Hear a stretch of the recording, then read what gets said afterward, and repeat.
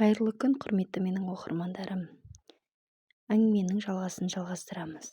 Келесі күн бәрі бұрынғыдай сияқты еді, бірақ менің ішімде бір ауыз сезім тұншықтырып тұрды. Түнде ұйықтай алмадым.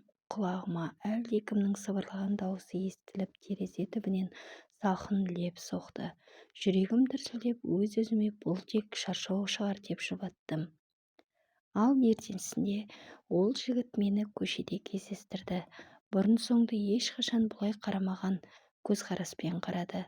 Жымиып, жылы сөйлеп, қасына жүріп қалды. Жаным қуанышқа толып, дұға әсер етті дедім іштей.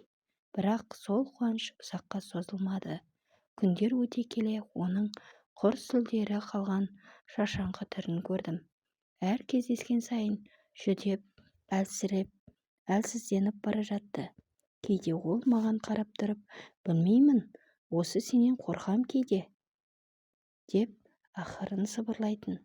Сол сәтте денемді тіркеніп, бойымды үрей билейтін. Мен оны жақсы көрдім, бірақ ол күннен күнге өзгеріп бара жатты.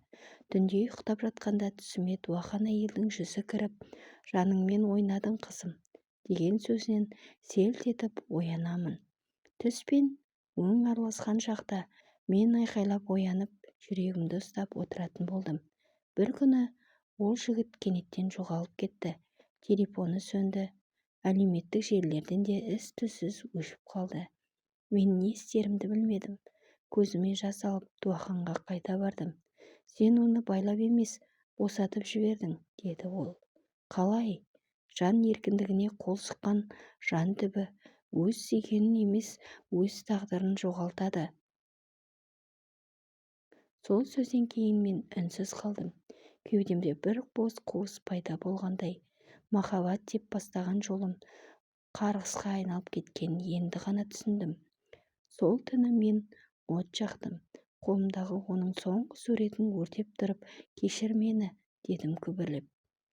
Жел көтеріліп, күлді аспанға ұшырды. Ол менің көзімнен аққан жаспен бірге жүрегімдегі ауыр дуа да кетіп бара жатқандай болды. Жаңбыр тоқтар емес. Күн артынан күн өтіп жатты, ал менің ішімдегі тыныштық орнына қорқыныш ұялады. Бір кезде мен естідім. Сол жігіт мен ғашық болған жан ауыр дертке шалдыққан екен. Алғашында сенбедім. Жан ұшырып іздеп шықтым, сұрастырдым. Оны бір жындыханаға жатқызған дейді. Жүрегім сырқ ете қалды. Қолым дірілдеп, көзімнен жас өздігінен ақты. Бардым, сұр қабырғалары салқын иісті аурухана екен. Ол жерге кіру үшін де ақша сұрайды екен.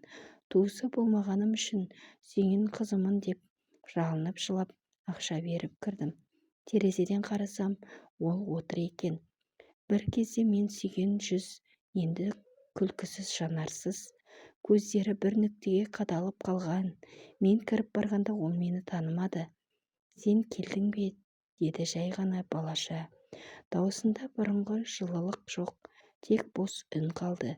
Мен оның алдына тізерлеп отырдым. Жылап, қолынан ұстай бердім.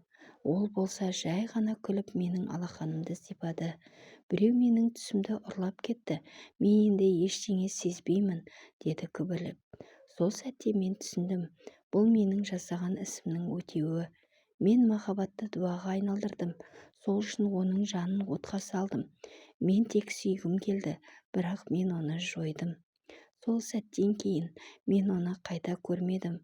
Айтуларынша бірнеше аптадан соң ол мүлде үнсіз қалыпты.